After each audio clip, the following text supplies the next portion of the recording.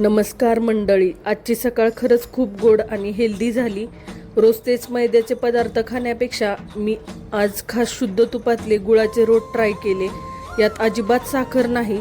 जर तुम्हाला सुद्धा असे नॅचरल रोट हवे असतील तर मला कमेंटमध्ये नक्की सांगा. मी त्यांचा नंबर तुमच्यासोबत शेअर करीन. सकाळी थोडी गडबड झाली.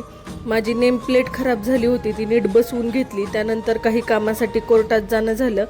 बापरे, बाहेर अक्षरशः 35 डिग्री तापमान होतं. पण येताना ताजी करवंद दिसली. मग काय, तो मोह कसा आवरणार. उन्हाळ्यातल्या या रानमेव्याची मजा काही वेगळीच असते. आता आपण आलो आहोत मिलिंद ट्रेडिंग कंपनीमध्ये. खरं तर आमच्या घरातली प्रत्येक इलेक्ट्रिक वस्तू इथलीच आहे.